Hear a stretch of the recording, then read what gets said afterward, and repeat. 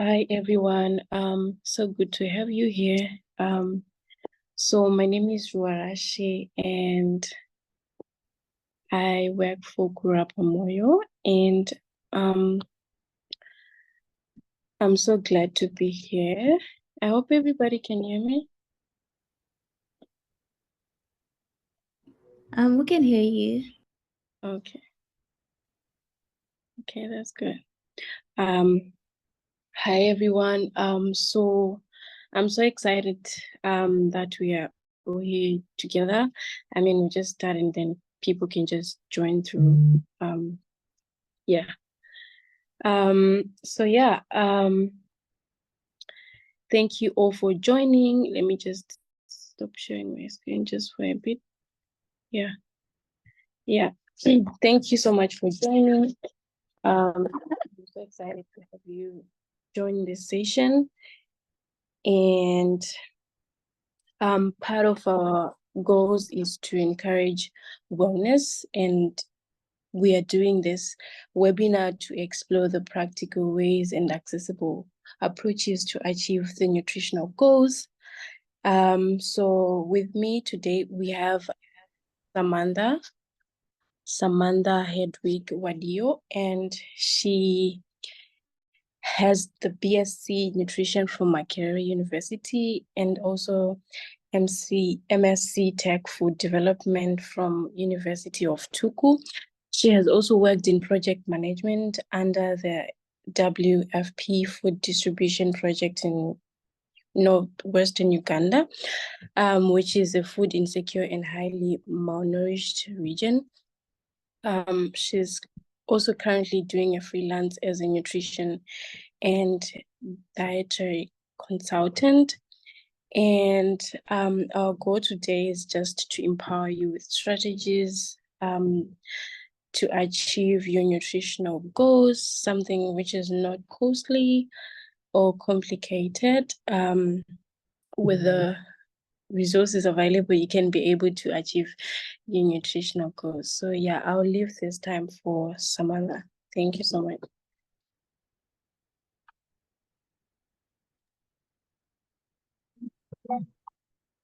Hi everyone. Sorry, that is my phone. Hi everyone. Welcome to the Zoom. I am going to share my screen and we will get right into it. Like they said, my name is Samantha. I am a nutritionist by profession, kind of, and I was asked to talk a little bit about how you can reach the different nutritional goals that you have. So I made a short presentation and we are going to go through it.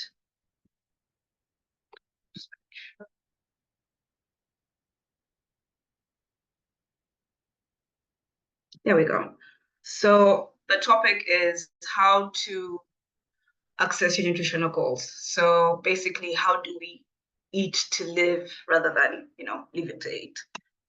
So what we're going to go over today are the basic foundations of nutrition, then practical skills that you could apply directly to your life right now, the setbacks that you're probably going to face or that people commonly face, and how to kind of start on your nutritional future. So we're going to start with the foundations.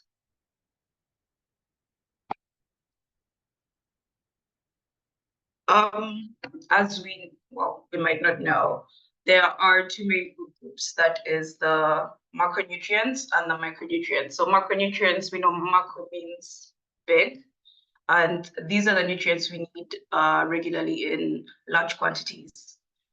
Those are the proteins, carbohydrates, and fats, and these are usually the nutrients most people focus on when they're thinking about their nutrition goals. And another group is micronutrients, micro, small. We need them in smaller quantities, but still they play a very important role in our nutrition, in our daily nutrition.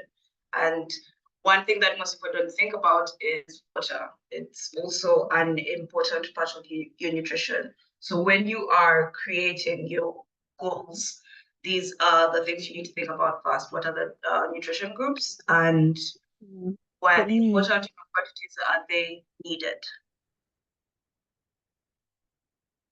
Is there a question or something? Okay, I'm going to keep going. Let me know if I'm going too quickly, too slowly, or if there's something you don't understand, you could put it in the chat. So the key word for today is accessibility. So accessibility, who dat? Basically, accessibility, according to the dictionary anyway, means something that is easy to reach. So how do we make our nutrition goals easier for us to grasp? So one of the first things that you need to do is actually set the goals, and the goals need to be SMART. This is an acronym that's common in a lot of organizations and businesses. It basically stands for specific, measurable, achievable, relevant, and time bound. So the goals that you make have to be specific. You can't just say that I want to eat healthier. That's what people usually say when they start talking about their nutrition. I want to eat healthy, I want to eat better. But if you don't set specific goals that define what you mean by eating healthier, then it's hard to take the next step forward. So the goal needs to be specific. I want to have a cup of water with every meal. I want to have 2 liters of water every day. I want to have my plate needs to be half filled with vegetables with every meal that I have. It has to be something that's specific. So when you start to set these goals, make sure that something very specific that you have in mind. And from specificity goes measurability. So how much do you want to add or remove? Not just saying, I want to eat healthier, I want to eat less junk, I want to eat more vegetables. How much? To what extent do you want to make this change in your life? And it should be something that's achievable. Because a lot of times when people make nutrition goals, it's something that is so grand, and we feel like, okay, I'm going to wake up tomorrow and be this whole new person, and I'm only going to eat vegetables, only fruits and vegetables all day, every day for the next 2 months. This grand plan, without being specific on what your goals are, why you want to eat this particular foods, and then going back to the macros, micros, and water, it becomes very hard to achieve, and then it becomes very hard to sustain. And then 2 days in, you are back to your daily habits. It needs to be relevant to your life. This goes into stuff like your allergies, if you have chronic illnesses, anything that is going to affect your ability to achieve this goal. So this goal needs to be relevant to your specific particular life situation, and it needs to be time bound in the sense that you need to decide how long. Say by the end of the year, I want to have changed my meals from this specific quantity or quality to something else. Now, once the goals have been identified, they need to be personalized to you as an individual. One thing that gets caught up in people trying to achieve their nutritional goals is the big one, diet. I want to change my diet, or I want to follow this diet or that diet. A lot of times, this is basically impossible. When you go on the internet, there's so much information about different types of diets, and a lot of times these are foods that, one, may not be available in your country. Say, for example, if I say I want to have grapes and berries for every meal as my food because of something I read somewhere, and I'm living in Uganda, I will not be able to access this, or they'll be very expensive. And in the end, I can't sustain this because I cannot either can't afford it, or I can't find this particular food. So the goals need to be personalized to you as an individual, what your needs are, and the things that you have access to. Sticking to your nutritional goals should not go so way out of your daily living. It starts with making small changes until you are able to basically become this person or make this your lifestyle. And another thing is quality versus quantity. You may say that I want to eat healthier. And to you, that means I'm not going to eat any more meat. I'm going to go maybe vegetarian, depending on whatever diet, whatever goal you've set in your mind. But sometimes we need to think about quality versus quantity. And this comes in the sense where people think, I'm going to cut off all junk food. I'm not going to eat out at all. But you can still do these things, especially if they're a normal part of your life. So you go out every weekend for dinners with your friends or family. You don't need to change your plate entirely. You just need to make sure you have good quality of each of the foods that you get. Instead of having a plate full of vegetables, you can have a plate with lean meat, a little bit of vegetables, and a carbohydrate source, which would be rice, any grain, basically, or any root vegetable. So the quality of the meal is a lot more important than the quantity. So making sure that the foods that you choose are giving you all the nutrients that you need, and at the same time helping you reach your goal is more important than thinking I need to reduce how much food I'm eating. So those are practical skills that we need to think about and apply to our daily lives. I forgot to set a time. I hope someone is timing this. I don't want to talk for too long. So we can look at a few setbacks that come in when we have decided what our goals are, we have decided specifically what we want to change, how specifically we want to improve our nutrition, and now we're starting saying, okay, this is it, this is what I want to do, this is how we're going to go about this. It is normal to have setbacks. Life is not perfect. We all know this. And these setbacks shouldn't be a thing that stops you from achieving your goal. It's like driving a car. If you hit a hump, you're not going to entirely stop the car and say, okay, now we're ruined. You keep going and possibly be more careful the next hump that you find. So in regards to mental health and emotional eating,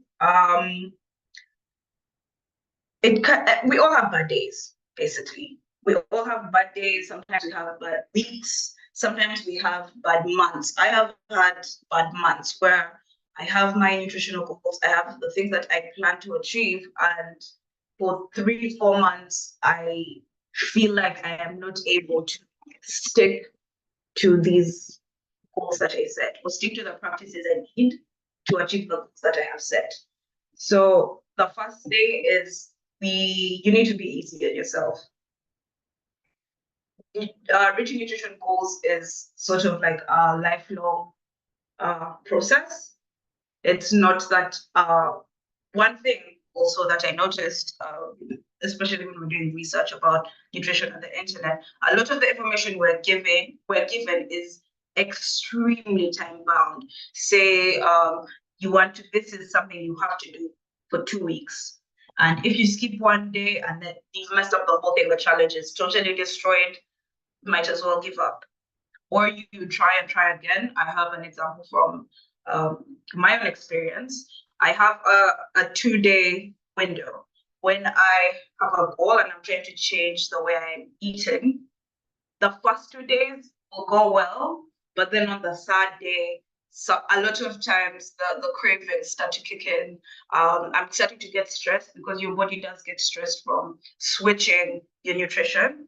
It's trying to get used to the new things that you're providing, or trying to get used to not having the things that you usually do. So this is going to affect your health and normal life things, just you lifing. There are going to be days that are bad and you're going to be stressed, you're going to be tired, maybe too tired to prepare a full meal, prepare something that you feel is healthy or fits into the goals that you've set. And I am an emotional eater. If I get stressed, I'm going to order out. I'm not stepping into the kitchen. I'm not cooking anything. I want grease and something extremely quote unquote unhealthy. This is normal. This happens to everyone. But like I said earlier, we need to be able to go easy on ourselves and understand that just because you slipped up one day doesn't remove the cumulative progress that you've made. And nutrition and setting these goals should be a lifelong process. It's cumulative. That one day you had that pizza is not going to change the week or the 2 days or the month where you have been feeling like you're doing really well and you're actively making changes that help you access these long-term goals you're actively practicing. So the thing with emotional eating, it's not about the food, it's about you. You need to change your mindset towards when things don't go right. Another thing is cravings. Cravings are normal. I have a sweet tooth. I love chocolate. Same thing. With cravings, I think the problem that happens with cravings and that causes this whole cheat day thing, which cheat day in quotes, because there's nothing like cheat days, or this shouldn't be a thing that you have. Cravings are natural, cravings are normal. The best thing to do is to listen to those cravings and sit with them, try to figure out, is this something I really want? And if you do, then have it. Because in our minds, we have this thing that there's good food and there's bad food. There's healthy food and unhealthy food. Food is food. Food is not the enemy, basically. It's like I said earlier, depends on the quality and quantity of the food that you have it. So in regards to quantity, you are craving chocolate, don't buy the full pack. Usually, if I get a small one with about 4 bars in it, I have that and the food noise in my mind is gone. And I feel better. I feel okay. But I also feel good that I didn't go and buy a whole pack of chocolate and sit and eat all that. So it's leaning into the cravings, but not falling fully into it. And also when you lean into the cravings, don't let it then make you feel mentally and emotionally drained because you're like, oh, I can't stick to this. It's not about sticking to it. It's about having a little bit of self-control and letting yourself still have access to these things. Because the moment you limit, you create a limiting mindset. It makes it harder to resist because you're like, oh, I can't have that. The moment someone says to open that box, personally, I am extremely curious what is in that box. So same thing with food. You say, I am not eating any junk food. You can have a burger. It's not a big deal. Just choose one that is maybe have a cheeseburger that's just the bun, the meat and cheese rather than having something extremely elaborate that will take away the craving. You've still had a burger and you haven't overshot like your goal inevitably. So you still feel good, you feel okay, and you need to tell yourself that it's okay. Food is not the enemy. And also something that I wanted to talk about a little bit are nutrition myths. Things like fat is bad, carbs have become the enemy recently, and then there's also sugar, which, you know, the whole sugar diabetes and all of that. First of all, fat is very good for you and very important. You need fat for a lot of functions in your body. So these myths that we hear about nutrition, maybe from family, it's just what everyone thinks. For example, the whole sugar thing. People will say, oh, I don't take sugar, but they only mean table sugar. So I don't put sugar in my tea, in my juice, in my coffee. But carbohydrates are sugar.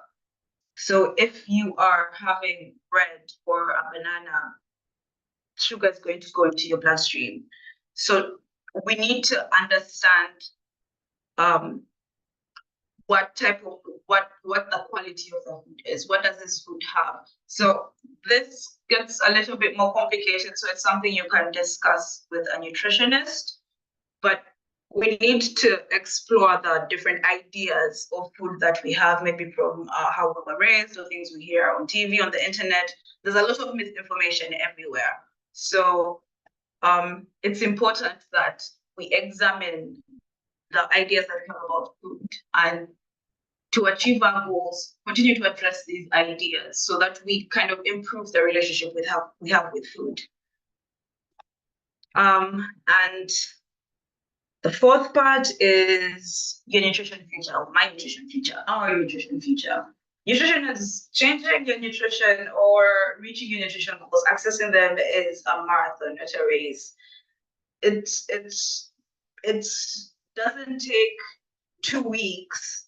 I think there's the saying about it takes 21 days to create a habit and all of that. So it's not going to take you 1, 2, 3, 4 days. It may take you 2 tries, 3 tries, but you need to continue to keep trying rather than giving up or setting for yourself very strict limits that if I haven't achieved this by this time, then I have failed.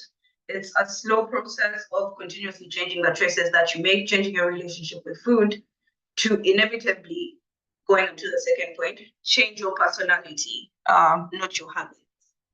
So, for example, for me, my mom always says, yeah, I know you drink a lot of water. So you need to sort of embody the goals that you want to achieve. Become the person who always has a large quantity of fruits and vegetables in the fridge. Become the person who always drinks water. Become the gym guy. Let the nutrition goal that you want to reach become your personality rather than a habit you're picking up, because as we know, habits change over time. Some of us have a hard time maintaining habits. People with ADHD, for example, will have interest in a particular habit for a few weeks, a few months, and then get bored with it. But if you make this your personality, I am the person eat healthy, quote unquote, because again, like I say, you can eat healthy, yeah, but eating healthy creates the notion that there's unhealthy eating. But like I said earlier, quality and quantity are what you need to think about, as opposed to this is healthy, this is unhealthy. You need to find community. It is important to find community. You need to find someone to hold you accountable or to help you navigate the difficult parts of this, someone you can talk to. It's easier to achieve goals, especially nutrition goals, as a collective rather than you by yourself trying to change this. Because if you don't have a community around you that either understands what you're trying to achieve or is joining you in it, it can become very isolating. And we are social creatures. We want to get along with the people we are around, the people we spend time with. So create community. That doesn't mean you need to stop talking to, the other people who are not trying to achieve the same as you. And still in that regard to community, the people that have access to this information. So for example, for me, it's important that we continue to share the information, teach people, bust myths, help people, like kind of, I guess what I'm doing right now, help people understand nutrition better and how to navigate this whole thing. And I know that the whole eating healthier nutrition thing is on a rise now, which is great. I'm happy more people want to eat healthier. So it's important that we create communities and share the education that we have. So basically, I think that is most of what I wanted to talk about. I'm not sure if there's anything I haven't mentioned, but yes, this is the way. This is a very simplified way to sort of achieve, access your nutrition goals easier and in a more sustainable way. If I could add one thing, emphasize one thing, it's very important to set these goals in a way that it is personal and specific to you. Just because something worked for one person does not mean it's going to work for another person. People have different conditions, different behaviors, different personalities, different metabolism. So it's important to make sure that your goals are you specific, and this is something that you want to achieve for yourself. Otherwise, I think that's all. I hope that was, I don't know if that was 20 minutes, but yeah, that's oral nutrition from me. I'm open to any questions that anyone has. Thank you.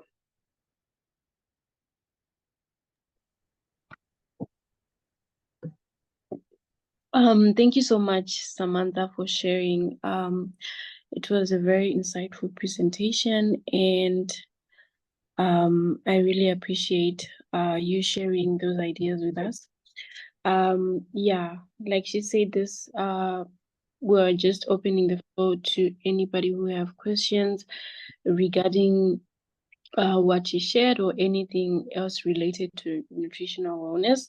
But for now, we have one question in the chat from Mark, and the person said, "Do you rate calorie counting as a technique?" Calorie counting is a little bit controversial, especially because it kind of, in some cases, can encourage disordered eating, especially when people become extremely restricted. I think calorie counting comes in depending on your goals. If you are generally trying to change your eating habits, nothing particular in mind, but you're just trying to be healthier, calorie counting is not really necessary. I use calorie counting for weight loss, and it can also work for weight gain. But we also need to keep in mind and make sure that we are not overly restricting ourselves. And the thing with calorie counting, in my experience, is it, especially with like weight loss, it forced me to reduce the amount of food I was eating. And it got to a point where it's lingering towards starving, which is not healthy because I cannot starve for the rest of my life or become malnourished.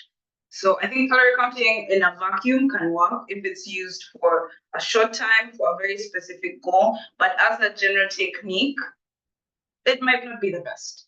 But calorie counting, I would say it depends on the individual. It depends on what the goal is. It's a technique that has been used, a technique that can work, and especially for undernourished people who need to gain weight for their health or whatever their physique goals are, but especially for their health. But as a normal individual, you don't need it necessarily. You don't have to do it. You can achieve these goals by improving your food quality without having to count every single micro and macro that you are plating. Yeah, I hope that was clear enough. Yes, Anne, I see your hand up. Hey Samantha, thank you so much for the informative session. I think one of my biggest concerns, especially even when it comes to setting my own nutritional goals, is figuring out if the goals that I'm setting are even aligned with like what my body needs. And there's so much information on the internet with like so many recommendations to sift through. So what would you recommend would be like the best way to approaching this goal setting when it comes to yeah, like our nutritional goals, so that we're not just setting goals based on what's trendy and what everybody's suggesting, but not necessarily what our bodies need? Okay, that's a really good question. I know the internet and nutrition, it's just so much misinformation, and also it's a case of too much information. So it's hard to sift through and figure out what works for you. But to figure out how to set your goals based on what your body needs, I can't tell you that. You will know and feel what your body needs. Do you feel tired? Do you feel like you need more energy? Do you feel restless? Are you getting good sleep? So you set goals based on how your body feels. So you need to sit with yourself and figure out, okay, how am I feeling? Do I feel healthy? Figure out if there are any like signs, symptoms. You know how your body feels inevitably. So, but if you feel healthy, and then you can go forward with like goals that are outside of what your body needs. For example, your body may not need to gain weight, but you can say, yeah, I want to gain weight, so I'm going to change my nutrition to do that. Or I want to lose weight, I'm going to change my nutrition to do that. But if it's specifically in the sense that you're setting goals and it's not what your body needs, you can feel what your body needs. And if it doesn't really need anything, it's okay to just improve your nutrition without change, without setting like very, very extreme things. The goal could just be, I want to have vegetables with every meal. So I feel like I'm getting my micronutrients. It doesn't have to be the thing with nutrition goals. People think it has to be something grand. It could be that I want to have fruit every day. It doesn't need to be so complicated, because when we start thinking about what the nutrition goals, we're like, okay, now it has to be very serious. It's a very serious thing, nutrition, but it's just changing the way you eat a little bit so you just feel better. Sometimes it's about feeling better about yourself. Like, oh yeah, today I had some oranges. I had a salad after my meal, a salad as dessert. That felt good, and that's fine. It doesn't have to be something that's extremely grand, especially if you feel okay. We don't have to change our body. Nutrition also is about the inside. It's not about like physique and what you look like. Yeah, it's also about how you feel. Great. Okay. Do we have anything else?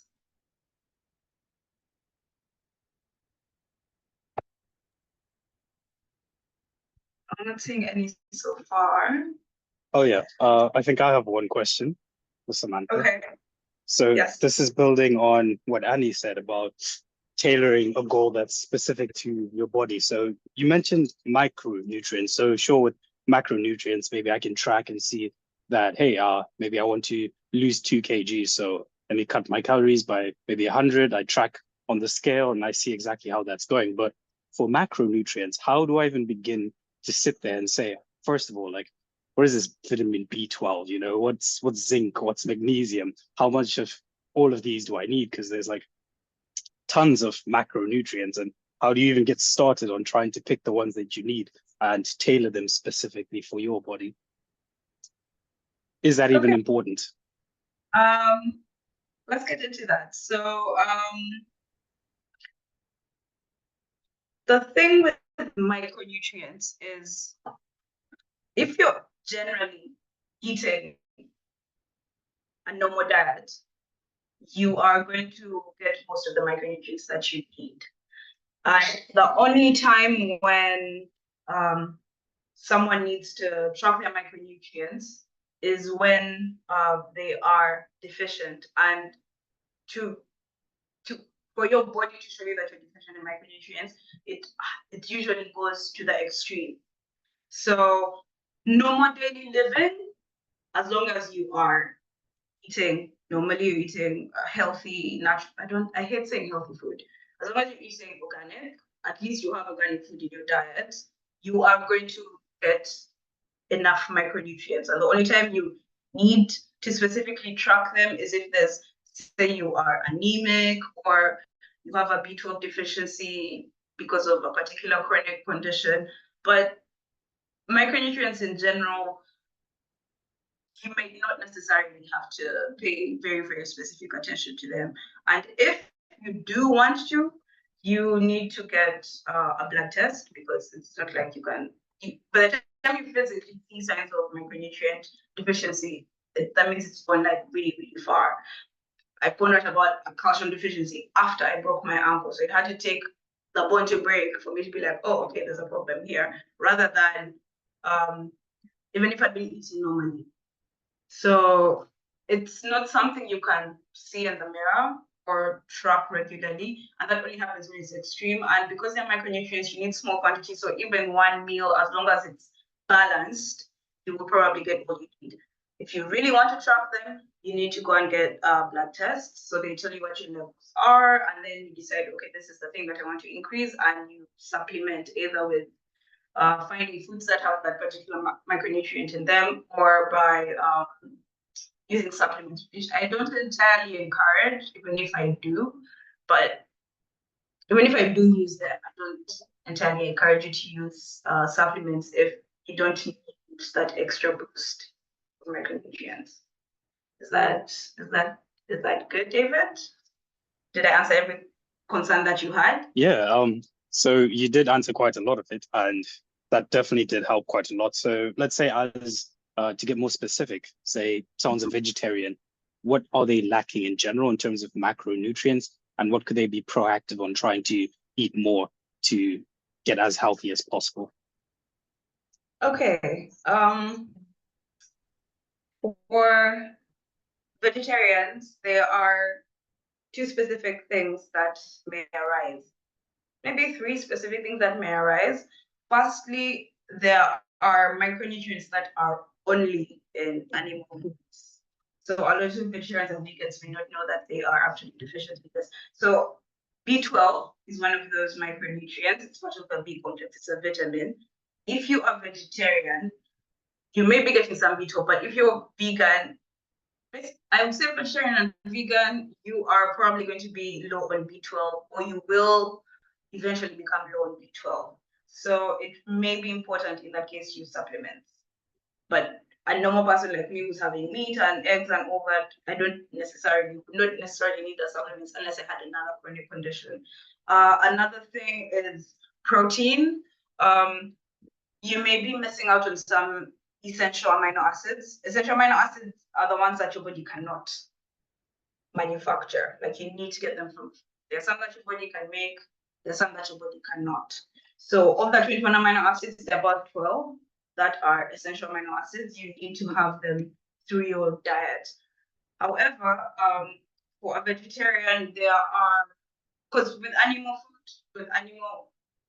foods, they have all the essential amino acids, since they're animals, they produce protein, blah blah blah. So they have all of them. So when you eat animal foods, you're getting all the essential, both the essential and non-essential. But when it comes to plant foods, they don't create all of them. The whole spectrum of amino acids are not present in a single food. So when you're vegetarian, you need to mix and match foods to create a complete protein, like to have all the 21 in your one meal. The most commonly recommended one is rice and beans. So when you have rice and beans, that meal, the protein content, the amino acid content creates the full spectrum of the 21. So whatever is missing from the rice, the beans has the extra. That's the commonest combination. So I would say invest in legume grain type meals so that you are not missing out on those particular macronutrients, especially if you are working out and you are not supplementing with like protein powders.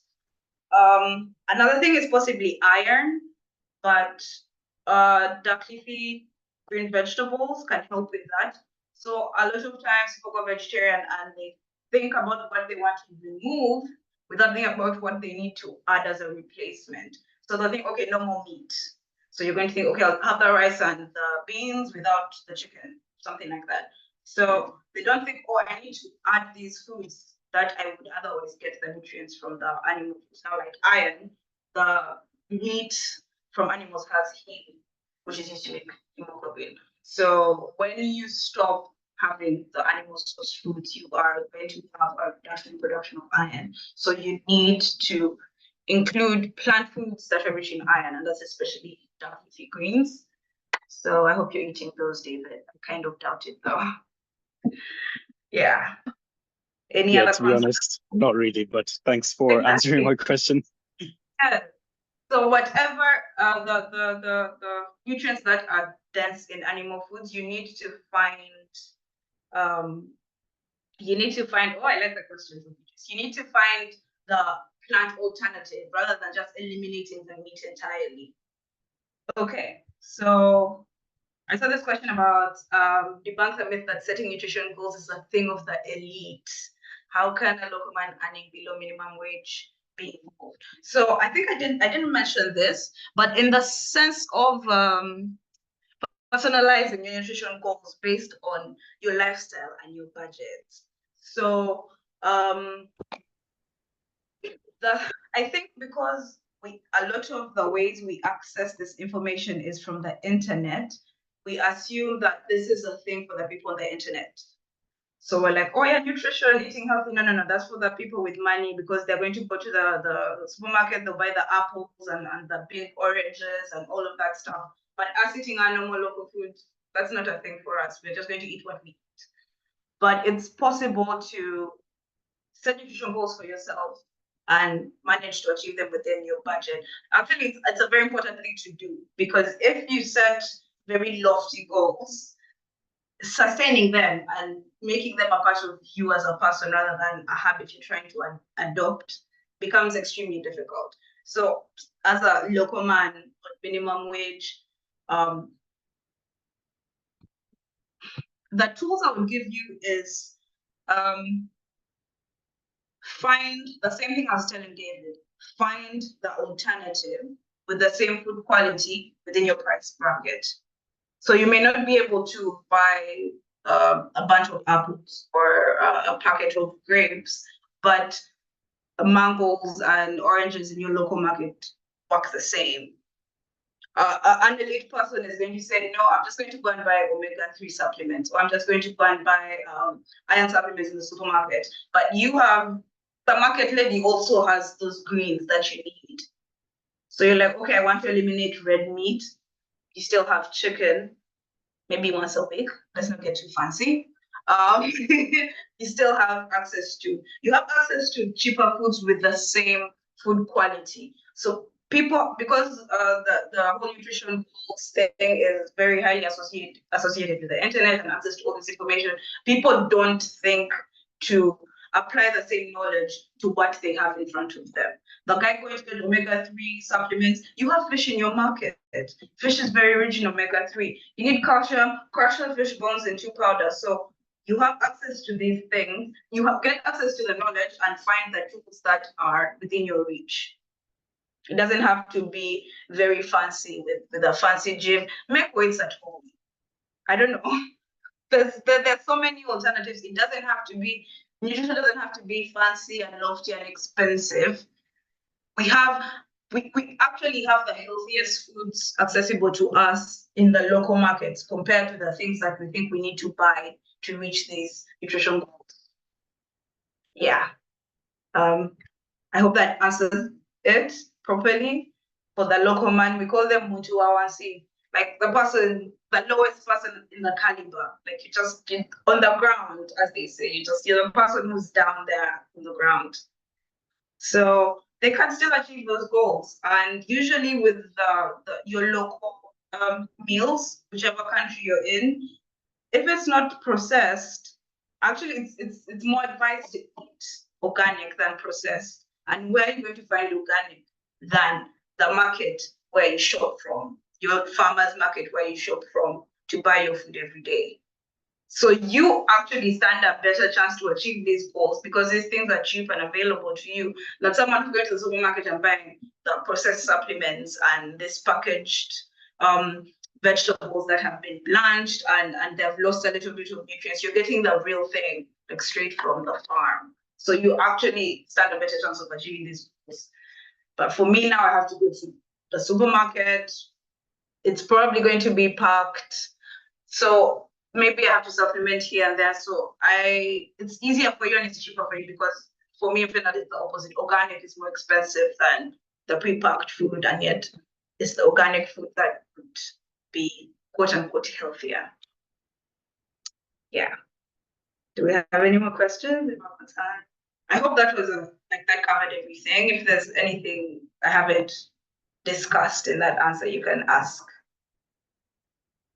No limitation. If you have no limitations, dietary supplements versus real food, what would you recommend and what gives quicker results? Oh, 60. Now, like I said, it's not a 100-meter race. It's a marathon. First of all, what I would recommend is straight up real food. I'm a nutritionist. I'm never going to recommend supplements unless you actually need them. So food. Eat your real food, and like as someone who has been on a very long journey of dieting and learning about nutrition, even after I got my degree, quick results are never permanent. I have, like, for the past 3 years, I have been continuously going from changing the way I eat, and then I stopped doing it because of stress, and then going back into it, and then I go to the gym, then I stop going to the gym. Sometimes I get amazing results. The beginning of this year, amazing. Everything was going great. I had a bad few months, and now I am restarting the journey. But the goals that I had achieved, if that was it, like you've achieved those goals and there you are, I'll say do supplements. Do anything that gets you there quickly. But the thing with nutrition is you need to be consistent over time. You have to be consistent over time. So if you're thinking, oh, I need quick results, then you're not thinking about changing your dietary habits. You have this small goal that you want to achieve. I don't call it small, no one's also small, but you're putting yourself like in a box. And eventually you're not going to be able to fit in there. Because once these goals have been achieved, but you haven't changed your habits, you haven't actually intentionally changed your nutrition, those goals can never be permanent. And you can't supplement for the rest of your life because your body reaches a point where there's a threshold and then you have to increase the quantity of the supplements or the dosage. And you do that continuously over time, you're going to ruin your liver because your liver has to process every supplement that you take. You're going to ruin your kidneys, and in the end, you're doing more harm than good. So it should never be about quick results. It should be about consistent, continuous results. Because you don't want to get there and a month later, it looks like you did nothing because you're trying to get there quickly. Yeah. I hope that covers it. Any more questions? Samantha, Well, just quick. yeah. I'm so sorry. So I'm really curious to know if there's such a thing as like too much of a nutrient. Like, could we find ourselves in a space where, maybe we're already eating healthy, nutritious meals, but then we're also taking supplements, and then there's I don't want to say overdose, but like just too much of a particular nutrient that may affect our well-being over time? Yes, definitely. That is where a lot of chronic conditions reside, because if it becomes too much, then it's no longer healthy. For example, things like heart disease. Once your body has reached its threshold, the rest is toxic to you. So your body is going to turn it into something else. So the amount of, if you're eating, say you're only going to eat healthy fat, but you're eating too much of it, it's going to be changed because your body has to find a way to change it and store it or process it and let it go. But if you're eating that every single day, it becomes too much for the body to get rid of every day. So it has to find a way to store it, and then it becomes a negative thing. So if you're eating healthy, there's no need to supplement unless you have conditions that specifically need you to supplement. Say you're going vegetarian and you need B12. Otherwise, it stops being healthy if it's too much, because you can say, I'm going to eat, what people call healthy, and you're going to eat more fruit, more vegetables. But if you're eating too much fruit, say you're eating a big bowl of fruit at every meal, you're going to have too much sugar in your blood. So you're going to have too much glucose in your body. Glucose will then be changed to fat to be stored. So then you're going to gain weight. And when you gain weight, then you have the complications that come with that. So it's a long, yes. So you need to figure out what your body's threshold is and try to stick with that. There is such a thing as too much, and it stops being healthy, obviously, if it's too much. But the thing with like eating what people call healthy, and I think in people's minds that's like a lot of vegetables and you're avoiding junk and all of that. When you're eating foods like that, it can take very long for you to, like, it takes so much food You have to eat so much before it becomes too much. Because if we look at, say, 100 grams, or like say 500 grams of vegetables, and we look at 500 grams of like cookies, the amount of calories in that 500 grams of vegetables could be like maybe 300. And that's very, very generous. And then 500 grams of cookies, you are like 600, 700. So the amount of vegetables you need to eat to get the same amount of calories and sugar that you get from that same amount of cookies is very high. So you need like maybe 2 kilograms of vegetable versus 500, 700 grams of cookies. You're not going to eat 2 kilograms of vegetables in one sitting. Let's be serious. So it takes very long, and that's why it helps even for people who overeat. The quality of the food is very high, and the quantity in terms of like calories is quite low. So you have to eat a lot, like a lot, for it to become too much, especially with high fiber foods. And you're going to get full. Have you ever tried to eat a kilo of vegetables? You're going to get full, just a full plate of vegetables, satisfied. So it's quite difficult. But it can become difficult, but it's quite difficult. Let's see, what's the least amount of veggies that nobody needs for a carnivore? I guess as a carnivore, you're barely eating veg. So that's a problem. Based on what they call a balanced plate, your plate is supposed to be half vegetable. So I'm not sure. I don't want to give it a number. You need 5 to 6 servings of vegetables every day. So if you're carnivore, that means at least 2 servings of vegetables per meal, 2 to 3 servings of vegetables per meal. Basically, half your plate should be vegetable. Yeah, that's what I would say. I never discourage anyone from having vegetable. And it doesn't mean that you have to stuff yourself with vegetables. There's variety when it comes to vegetables. That's the best part about it. So you can cook your minced meat with beans in it. That kind of counts. Beans have fiber. Throw in some broccoli, eggplant. So it doesn't just have to be greens when we talk about vegetables. There's a lot of other root plants that can come in that help to increase the amount of vegetables you're eating without you feeling like you're stuffing yourself with vegetables.